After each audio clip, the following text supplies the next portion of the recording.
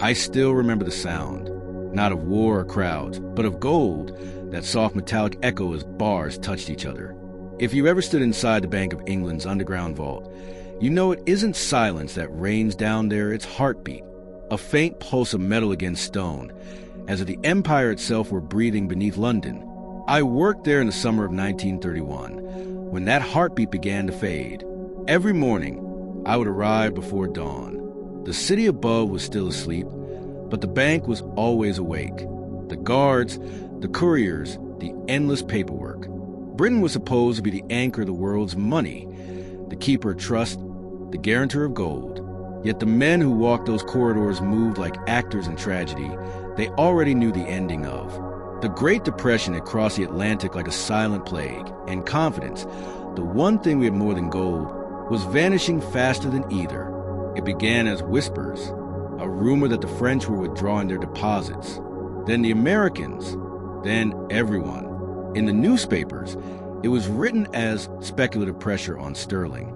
Inside the bank, we called it what was a run, not on paper money, but on gold itself.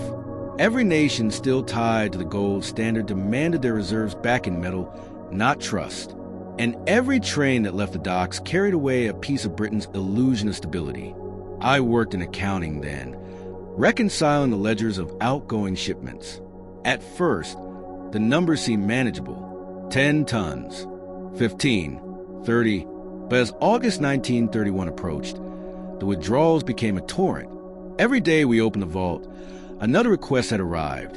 From New York, from Paris, from Amsterdam, demanding delivery of gold owed to them. The foreign central banks had lost faith in the pound, and faith, once gone, cannot be borrowed back. No one said aloud, but we all felt it. The empire was bleeding. The corridors smelled of metal polish and nervous sweat. Telegraph clerks carried messages marked urgent at every hour. The governor himself, Montague Norman, had taken to walking the halls at night like a ghost. His face was pale, his mustache trembling with exhaustion. He had built his reputation on calm authority, but now even he avoided eye contact with the staff. We knew that once the gold was gone, so was the pound. On paper, Britain had more than 150 million pounds worth of gold. In reality, much of it was pledged, leased, or already shipped. The bank's underground chambers, once packed with neat, golden walls, grew thinner every week. We could see it happen. Spaces opened between stacks, shadows where wealth used to be. Some nights, when the last train left the sidings, we'd hear the distant rumble of wheels heading for ports, carrying bullion under guard to ships bound for America. The panic outside grew faster than our ledgers could record. Ordinary citizens began converting savings into sovereign coins. Merchants hoarded foreign currencies. Even the king, it was said, asked if his household accounts were safe. And in Parliament, they debated austerity and unemployment, as if the problem were moral, not mathematical. But inside the bank, the numbers told the truth. We were weeks away from collapse. Then came the visitors, representatives from the Federal Reserve, from the Banque de France, from the newly formed Bank for International Settlements. They arrived with polite smiles and heavy questions. How much gold did Britain still hold? Could the pound remain convertible? The answers were written in ledgers we were forbidden to show. I remember carrying one of those books down the corridor, its red leather binding slick from my hands. It felt like smuggling the empire's death certificate. By early September, the withdrawals exceeded 2.5 million pounds in gold every single day. The vault's echo grew louder because there was less to muffle it.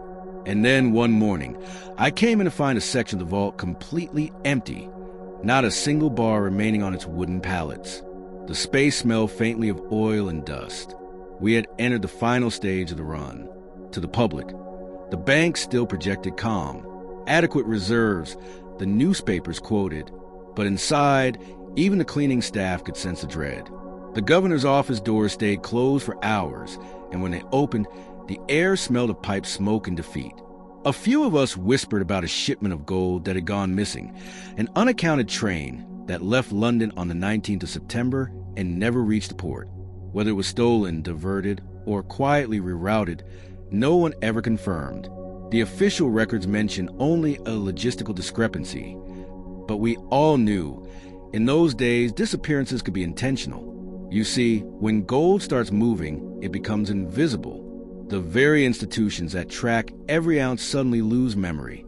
Some of it was sent abroad to pay debts, some to stabilize allies, some, perhaps, to private vaults for safekeeping. The distinction between what belonged to the bank, to the government, or to the empire blurred completely. And that blur was the beginning of modern finance, where ownership exists only as confidence, and confidence is the first thing to vanish in a storm. That week, Britain left the gold standard. The announcement came on a gray Sunday morning. No crowds gathered, no speeches were made. Just a single line on the wireless. The pound will no longer be convertible into gold. I was standing in the vault when the message reached us. Someone laughed nervously. Someone else swore. And then silence. We all looked around at the half-empty room, at the shadows between bars. It was as if the wealth of centuries had been erased with a single sentence. Later that day, the governor gave a brief address to the staff. His voice was calm, almost fatherly. "Gentlemen," he said, "gold is an old superstition. What matters now is faith in sterling." But we all knew faith was what we had already lost. If you've ever wondered when money stopped being real, it was that week, when Britain admitted the truth that the pound was no longer backed by metal, but by belief. Even now, decades later, I still hear that sound. The hollow echo of the last gold train leaving London. It wasn't a sound of theft or failure.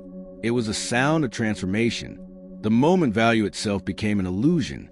And if you want to understand how our entire financial system still runs on that illusion, on confidence instead of substance, stay until the end of this story. Because what vanished in 1931 wasn't just gold. It was certainty. When Britain left the gold standard, the silence felt heavier than thunder. The papers called it temporary suspension, but we knew belief doesn't pause, it breaks.